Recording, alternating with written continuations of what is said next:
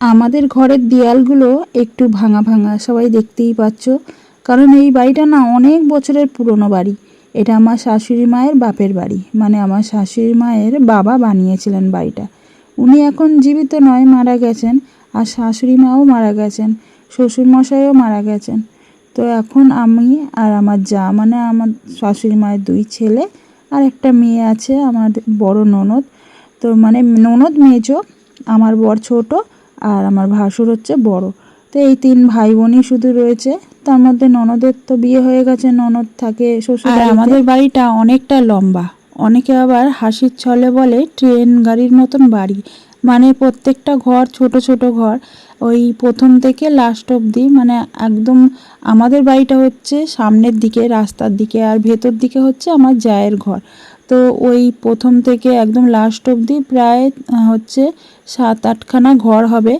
তো প্রত্যেকটা ঘর এরকম পরপর সাজানো, পুরো একদম ট্রেন গাড়িতে যেরকম থাকে পরপর সাজানো ঘর, মানে সেই রকমই বগি বলতে গেলে। তো সেটা আমরা ইয়ার্কি মেরে আমরাও বলি মাঝে মাঝে যে আমরা প্রথম বগিতে থাকি। মানে আমাদের ঘরটা যেহেতু রাস্তার দিক দিয়ে প্রথম, তো তার জন্য আমরা বলি যে আমরা প্রথম বগিতে থাকি, আর আমার যা থাকে একদম লাস্টের বগিতে।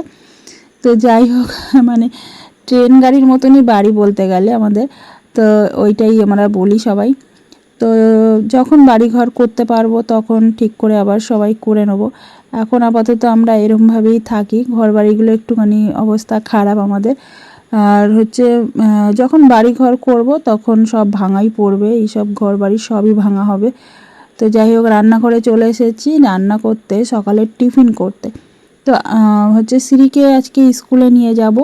ও আমার হচ্ছে 2 মেয়ে, বড় মেয়ের নাম হচ্ছে বর্ষা আর ছোট মেয়ের নাম হচ্ছে শ্রী। কথা বলতে বলতে গলাটা হঠাৎ করেই ভেঙে গেল।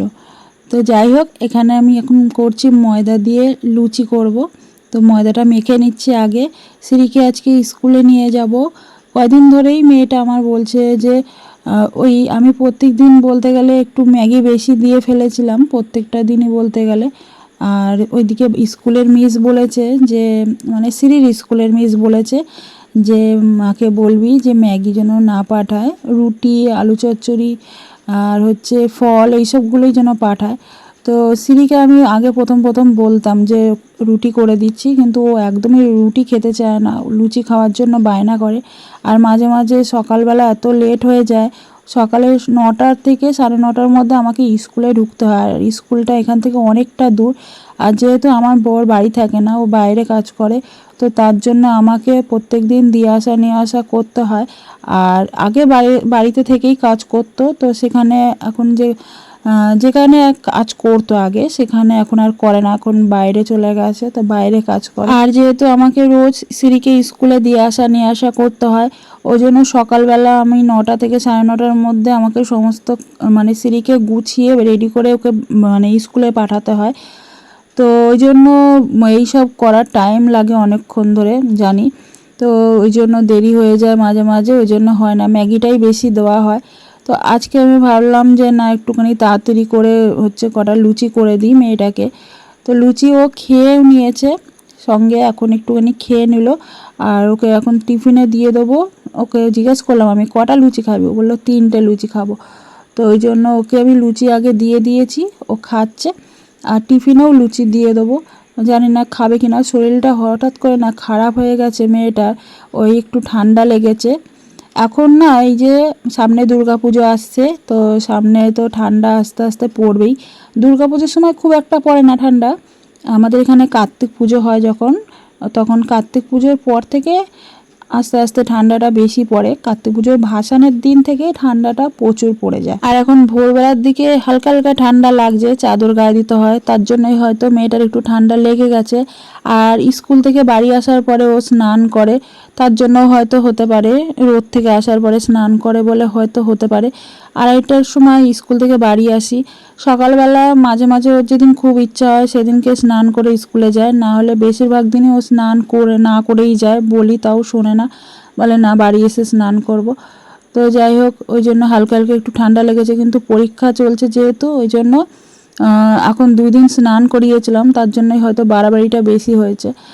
তো আমাদের বাড়িতে এই যে টগর ফুল গাছ রয়েছে এই সামনেটাতে, আর এই ফুল গাছের পাশে এত জঙ্গল হয়েছে। এই পাশে ফুল গাছের দিকটা তো ঝাড় হয়েছে, কিন্তু এই দিকটা যে দিকটা আমি পরিষ্কার করছি ওই দিকটাতে এত জঙ্গল হয়েছিল যে এই পাশের ফুল গাছটা মানে ডালগুলো বাড়ছিল না। তো এই দিকে হচ্ছে সামনের দিকে যে মানে বেশি পাতা হয়ে রয়েছে, ঝাড় হয়েছে যেই জায়গাগুলো, সেই জায়গাগুলো আমার যা ফুল তোলে ওখান থেকে।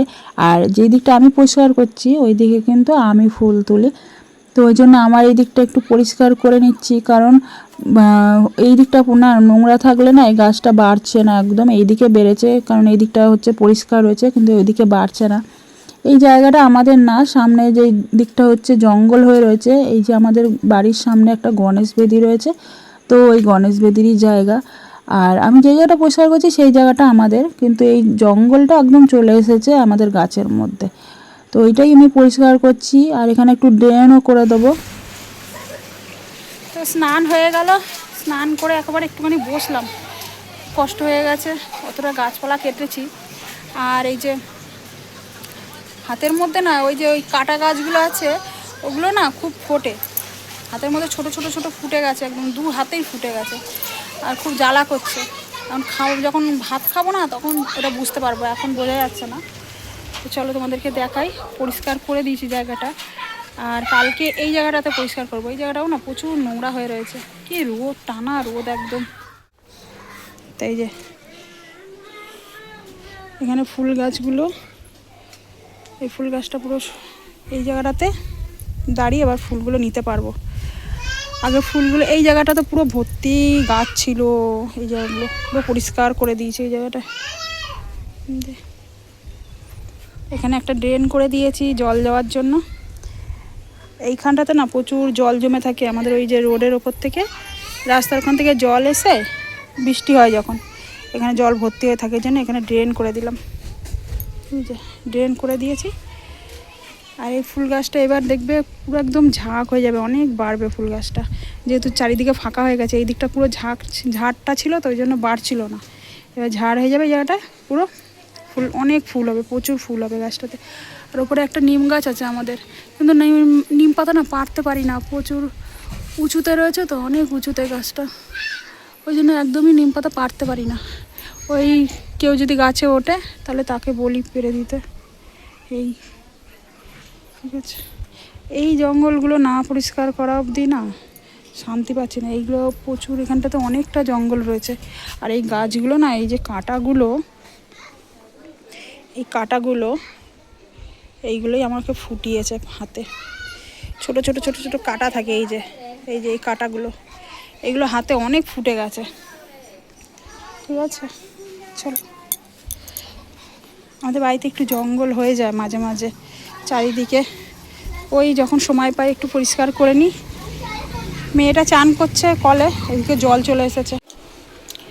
প্রথমে ভেবেছিলাম আলু সিদ্ধ ভেন্ডি সিদ্ধ দেবো, তো সেটা তো দিয়েছি ভাতের মধ্যে। তারপরে দেখো এদিকে সবজি কেটে নিয়েছি। আমি ভেবেছিলাম আজকে রান্না বেশি করব না, তারপরে সবজি কাটতে বসে এইটা কাটতে ইচ্ছা করছে ওইটা কাটতে ইচ্ছা করছে ভেবে মানে ভাবলাম যে করে নিই। বেগুন ভাজা 4 পিস বেগুন ভেজেছি, মানে ভেজেছি না বলছি, কাটছি, 4 পিস বেগুন কেটেছি। আর কুঁদরি, এগুলো সব হচ্ছে বড়ো মেয়ে ছোটো মেয়ের জন্য, ওরা তো তরকারি খায় না, তো ওই জন্য আলু ভাতে দিয়েছি। আজকে আমার দোকানে যাওয়ার একদম সময় পাইনি, মানে সময় হয়নি, দেখেছো কেমন উল্টোপাল্টা বলছি। তো যাই হোক, এদিকে ভাত হয়ে গেছে, ভেন্ডি ভাতে আলু ভাতে, এদিকে বেগুন ভাজা কুঁদরি ভাজা, এগুলো সব 2 মেয়ের জন্য। ভেন্ডি ভাতে বড় মনা খাবে না, ছোটো মনা খাবে। তো যাই হোক, কুঁদরি ভাজা বেগুন ভাজা খাবে। আর এদিকে একটু চচ্চড়ি করব, এটা আমার জন্য। আর যদি শ্রী খায় তো খাবে, শ্রী মনে হয় খাবে, ও খেতে ভালোবাসে এইসব চচ্চড়ি করলে। ঠিক আছে, চলো। আর একটু মানে আলু ভাজা রয়েছে, আলু ভাজাটা খেয়ে নেবে এক্ষুনি মেয়ে দুটো। ঠিক আছে, চলো, ভাতটা হয়ে গেছে, এবার আমি তাড়াতাড়ি করে ঝটপট করে রান্নাগুলো সেরে নিই। হ্যাঁ, মশলা করে নিয়েছি এতে।